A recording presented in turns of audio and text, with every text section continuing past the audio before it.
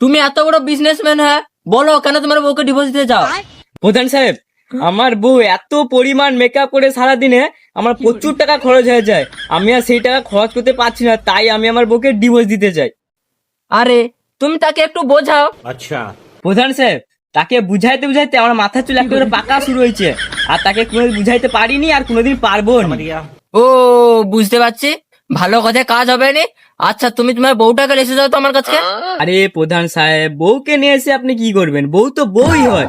প্রধান সাহেব, আপনি একটু ডিভোর্সের ব্যবস্থাটা করে দিন না। চুপ। ডিভোর্স দেওয়ার আগে তোমার বউকে আমি একটা মস্কিউটো থেরাপি দিতে চাই। Mosquito therapy? সেটা কি থেরাপি প্রধান সাহেব? আমি তো অনেক থেরাপি নাম শুনছি, কিন্তু মসকুইটো থেরাপিটা কোনোদিন নাম শুনিনি।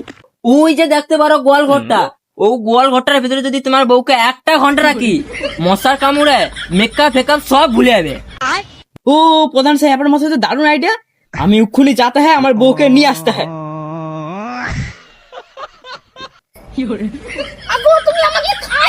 আগো তোমাকে আমি বিউটি পার্লার লেবো, আইসো আইসো। প্রধান সাহেব, এই যে আমার বউকে এসেছি। अच्छा। আচ্ছা ম্যাডাম, এটা কি আপনার স্বামী? হ্যাঁ প্রধান সাহেব। আপনাকে বলে যে 720 ধারা অনুযায়ী মেকআপ করা অপরাধে শাস্তি দেওয়া হয়েছে, আপনি কি প্রস্তুত? হ্যাঁ প্রধান সাহেব আমি প্রস্তুত। আমার একটা শর্ত আছে, আমার শরীরে আঘাত না যদি থাকে তাহলে আমার স্বামীকে 1 ঘন্টা পায়খানা ঘরের ভিতরে থাকতে হবে।